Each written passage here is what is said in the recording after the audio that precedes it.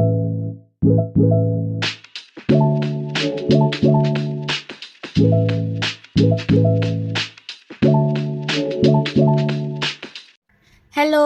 Good evening everyone. आता तुम्ही हे म्हणाल, हे काय मध्येच आयलायनर लावते आहे. कारण रेडी व्हायला तर मी पहिलेच तयारी करून ठेवली होती आणि नंतर आठवलं की अरे यार, आपल्याला तो व्लॉग बनवायचा आहे.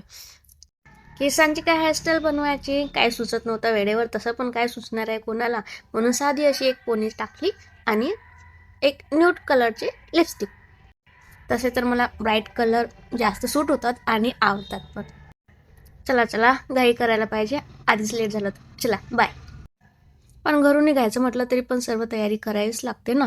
बाहेर जायचं होतं, बाहेर आहे थंडी. ठीक आहे, स्लीपर तर आता अवॉइड करते, शूज घालते.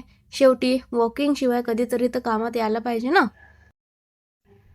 बाहेर कुठं जायचं म्हटलं तरी एवढी हौस ना जीवाला, घाईघाईमध्ये घराला लॉक लावायचं आहे ते पण विसरून गेली. ठीक आहे, घराला लॉक लावलंय, परत एक बार चेक पण करून पाहिलंय. चला निघूया. राजेश आणि मी निघालो आहे आज. ठीक आहे, रस्त्याने थंडी तर भरपूर होती. हे आपलं भाऊंचं उद्यान आलंय. नशिबाने दिली आहे आज साथ.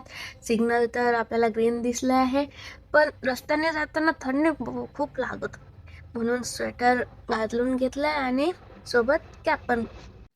आणि सेकंड सिग्नल पण आपण पार्क, इथे पार्किंग हॉलमध्ये गाडी पार्क करून आपल्याला जायचं आहे वर मूवी हॉलला. इथे आल्यानंतर इथले कलर कॉम्बिनेशन पाहून ना एकदम असं फ्रेश फील होत आहे. हे आपल्या मूवीचा तडकता भडकता बॅनर आणि थोडीशी स्टाईल मारताना मी, माझा favourite hero obviously Ranveer Singh. ह्याच्यासोबत फोटो काढायच्या नादात आपल्याला मूवीला लेट व्हायला नको, म्हणून चला लवकर लवकर मूवीला जाऊया.